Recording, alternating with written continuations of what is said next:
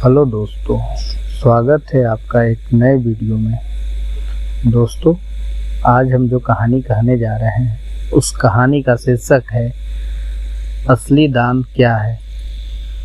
दोस्तों, एक बार की बात है कि श्री कृष्ण और अर्जुन कहीं जा रहे थे। रास्ते में अर्जुन ने श्री कृष्ण से पूछा कि प्रभु, एक जिज्ञासा है मेरे मन में, अगर आज्ञा हो तो पूछूं।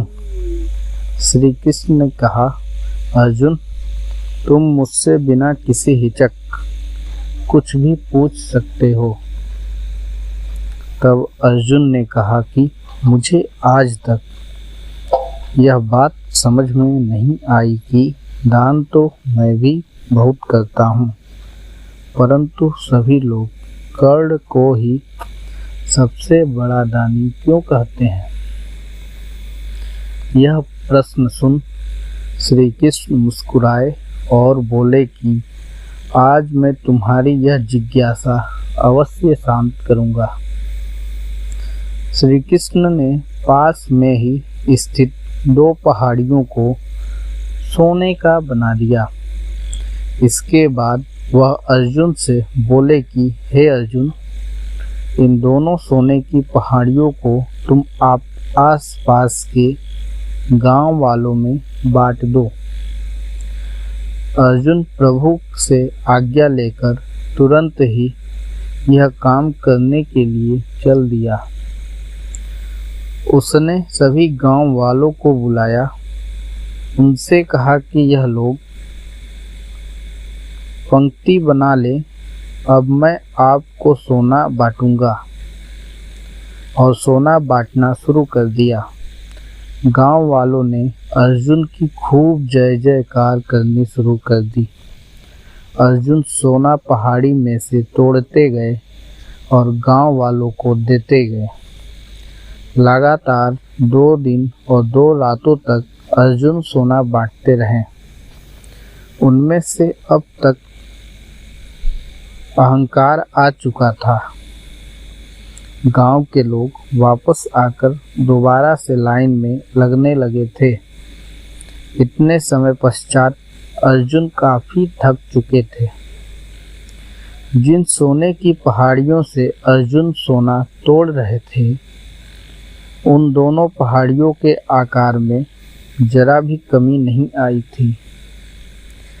उन्होंने श्री कृष्ण जी से कहा कि अब मुझसे यह काम और न हो सकेगा, मुझे थोड़ा विश्राम चाहिए। प्रभु श्री कृष्ण ने कहा, ठीक है, तुम अब विश्राम करो। और उन्होंने कर्ण को बुला लिया। उन्होंने कर्ण से कहा कि इन दोनों पहाड़ियों का सोना इन गांव वालों में बांट दो। कर्ण तुरंत सोना बांटने चल दिए। उन्होंने गांव वालों को बुलाया और उनसे कहा, यह सोना आप लोगों का है। जिसको जितना सोना चाहिए वह यहाँ से ले जाए। ऐसा कहकर कर्ण वहाँ से चले गए। यह देखकर अर्जुन ने कहा कि ऐसा करने का विचार मेरे मन में क्यों नहीं आया। श्री कृष्ण ने अर्जुन को शिक्षाप्रद भाव से जवाब दिया कि तुम्हें सोने से मोह हो गया था। तुम खुद यह निर्णय कर रहे थे कि किस गांव वाले की कितनी जरूरत है। उतना ही सोना तुम पहाड़ी में से खोद कर उन्हें दे रहे थे। तुम में दाता होने का भाव आ गया था। दूसरी तरफ कर्ण ने ऐसा नहीं किया। वह सारा सोना गांव वालों को देकर वहां से चले गए। वह यह नहीं चाहते थे कि उनके सामने उनकी कोई जय जयकार या प्रशंसा करे। उनके पीठ पीछे भी लोग क्या कहते हैं, उस आदमी को से उनको कोई फर्क नहीं पड़ता। यह उस आदमी की निशानी है जिसे आत्मज्ञान हासिल हो चुका है।